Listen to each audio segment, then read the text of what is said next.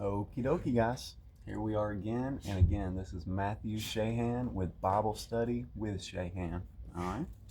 And as always, if you follow along with my content, like my content, especially if you share it out to the message to get spread to other people, I really appreciate it. I really do. All right. Well, today's lesson is on making peace. Making peace. All right. And that comes in a whole lot of different ways. Making peace with yourself, making peace with situations, making peace with other people, making peace with God. All right?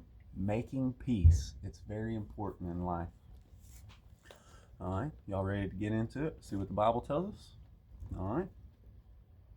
We may direct amends to such people wherever possible, except when to do so would injure them or others or ourselves. Okay?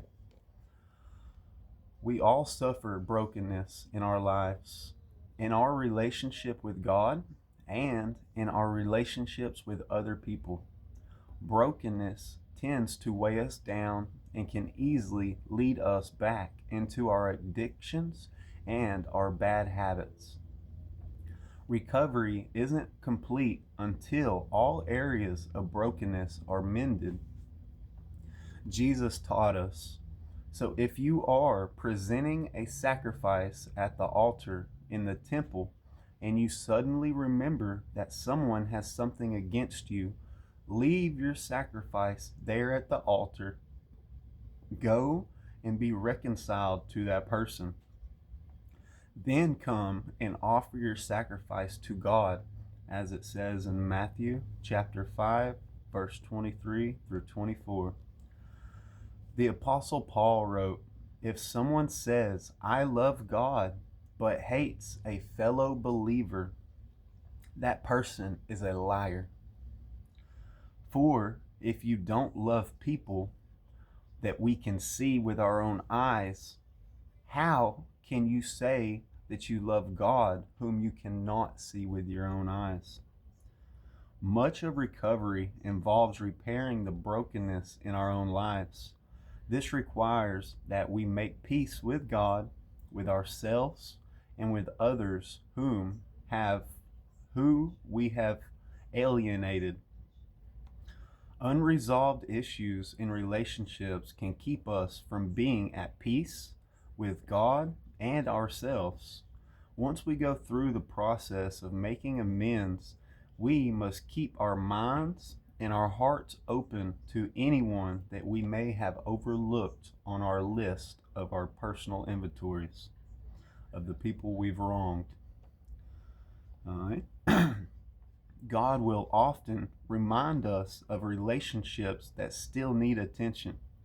We should not delay going to those people who we have offended and seeking to repair the damages that we have caused throughout our life. And like I said, it's all on making amends without hurting them more than we've already hurt them. Okay, it's making amends without hurting yourself more than you've already been hurt.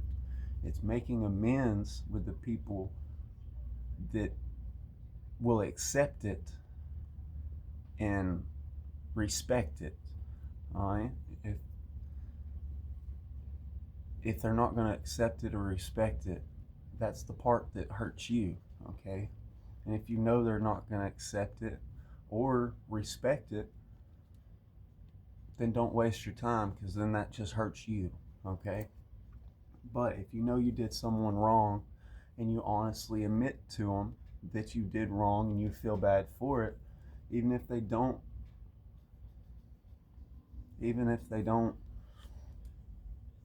take your apology at first, even if they don't accept your apology, at least you planted that seed for them to let them know.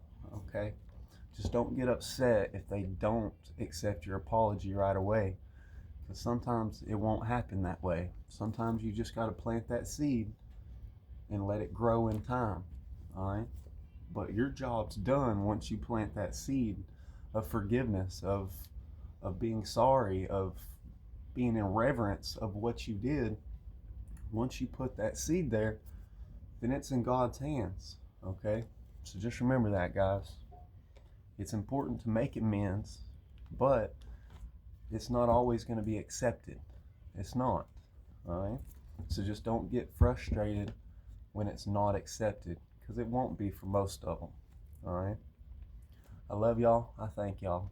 And as always, have a good day.